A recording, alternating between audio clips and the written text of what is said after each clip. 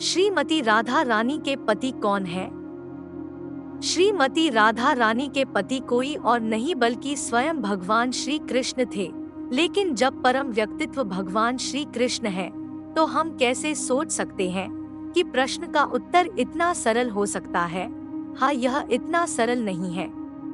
इसलिए इस सुंदर प्रश्न पर चर्चा करने से पहले हमें यह समझना चाहिए कि श्रीमती राधा रानी कौन है।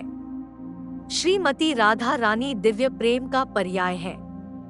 हम सभी ने श्री कृष्ण के साथ श्रीमती राधा रानी को कई मंदिरों में देखा है और जानते हैं कि वे प्रेम का प्रतीक है और प्रेम का सबसे शुद्ध रूप है। अभिमन्यु, जिनकी मां जटिला और बहन कुटिला थी, ने भगवान श्री कृष्ण की लीलाओं में श्रीमती राधा रानी के तथाकथित पति की भूमिका निभाई थी। अब इससे पहले कि कोई अभिमन्यु को कृष्ण से अलग कोई व्यक्तित्व समझे, मैं कहना चाहूंगी कि वह भगवान श्री कृष्ण की छाया का ही विस्तार था।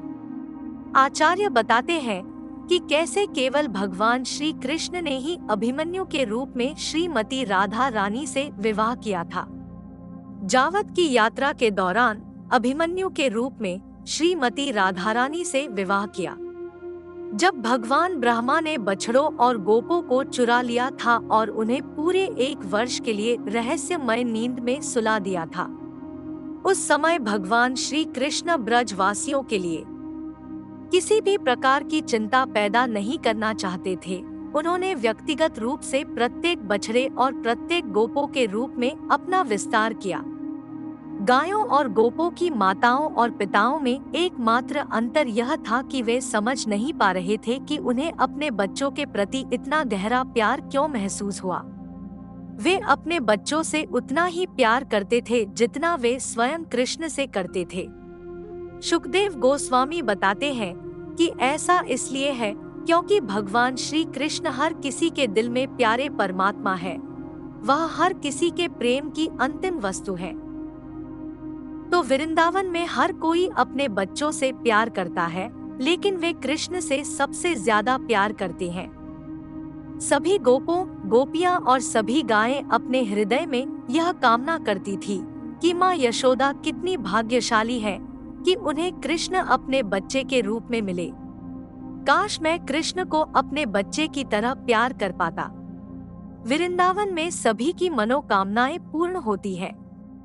इसलिए भगवान श्री कृष्ण ने सभी माताओं की इच्छाएं पूरी की और स्वयं उनके बच्चे बन गए और उनके स्तन से दूध स्वीकार किया।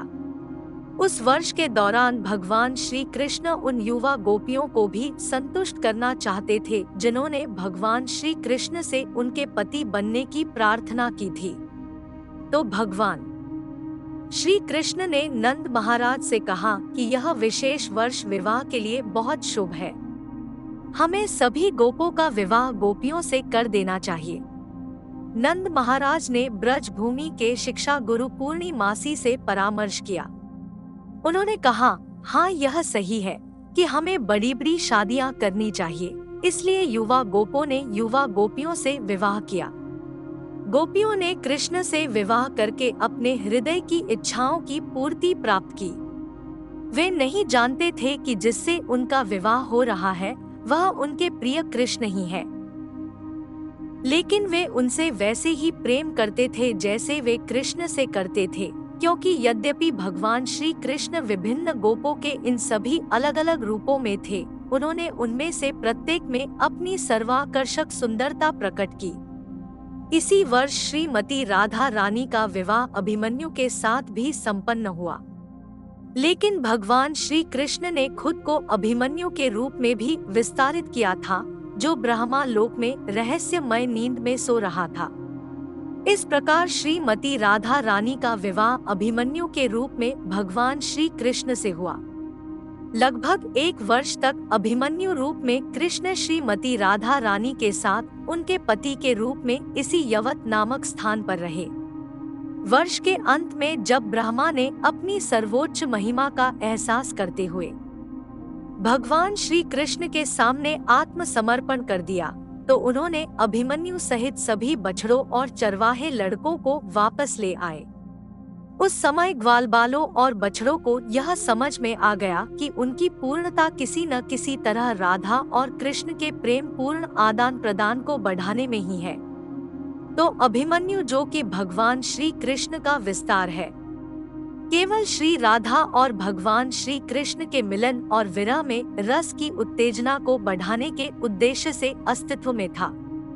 श्रीमती राधा रानी के इस असामान्य विवाह के पीछे दर्शन, यह एक बहुत ही आलोचनात्मक दर्शन है, जिसे पर किया रस विवाहत्तर बंधन जैसा गैर विवाह बंधन कहा जाता है। फिर से इस पर किया रस को एक सांसारिक विवाहेतर संबंध के साथ भ्रमित नहीं किया जाना चाहिए। सांसारिक शब्दों में यह उन लोगों में चरित्र की कमी का प्रतिनिधित्व कर सकता है जो इसमें संलग्न है, क्योंकि प्रेरणा वासना हो सकती है। पारलौकिक क्षेत्र में प्रेरणा शुद्ध प्रेम है, पर किया रस में कोई शारीरिक वासना शामिल नहीं है। पर किया रस में त्याग शामिल है। आप अपने प्रेमी से शारीरिक रूप से अलग हो गए हैं। आप केवल उसे याद कर सकते हैं और पुनर्मिलन की लालसा कर सकते हैं। इसमें बड़ी मात्रा में पीड़ा और दर्द शामिल है। आप अन्य कर्तव्यों में लगे हुए हैं। हो सकता है कि आपकी पत्नी या पति, बच्चे, माता पिता, समाज और परिवार के प्रति कर्तव्य हो।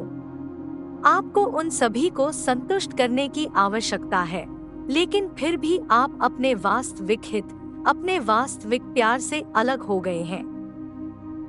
वहाँ बिल्कुल कोई आराम क्षेत्र नहीं है, लेकिन आप इसे नहीं छोड़ते।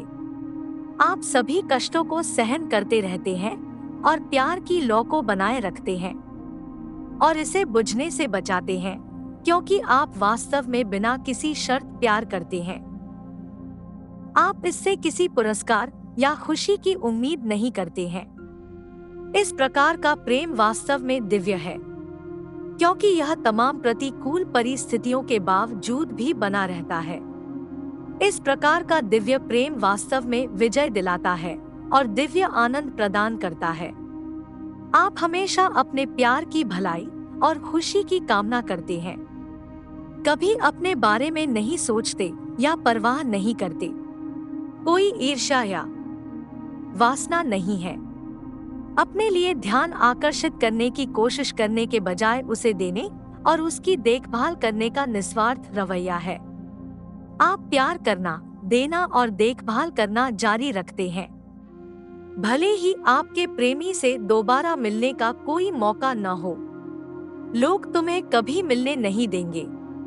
वे कभी भी आपके रिश्ते को स्वीकार नहीं करेंगे। वे इसका कभी सम्मान नहीं करेंगे। वास्तव में वे आपका अपमान करेंगे और आपको बदनाम करेंगे, लेकिन फिर भी आप हार नहीं मानेंगे। सुदूर भविष्य में कहीं आशा की एक झलक ही है, लेकिन आप उस आशा पर कायम रहते हैं और अपने दिल में उससे प्यार करते रहते हैं। इस निस्वार्थता से पोषित होकर आपका प्यार साल दर साल बढ़ता जाता है। यह आपके दिल में कई अद्भुत भावनाएं और एहसास देता है। बिछड़ना और दोबारा मिलने की उम्मीद इसे और अधिक परिपक्व बनाती है। यह एक अनंत प्रक्रिया है। अंततः यह इतना मजबूत और शक्तिशाली हो जाता है कि ब्रह्मांड की कोई भी ताकत इसे नष्ट नहीं कर सकती। आपका प्यार अमर हो जाता है।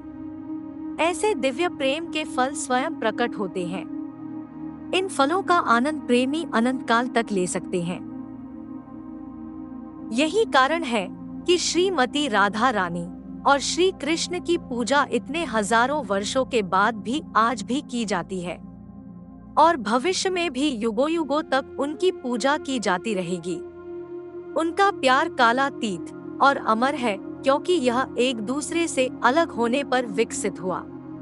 यह निस्वार्थ और शुद्ध है। जब भी कोई दिव्य प्रेम, निस्वार्थ प्रेम, प्रेम में बलिदान के बारे में बात करता है, श्रीमती राधा रानी और श्री कृष्ण का नाम तुरंत हमारे दिमाग में आता है।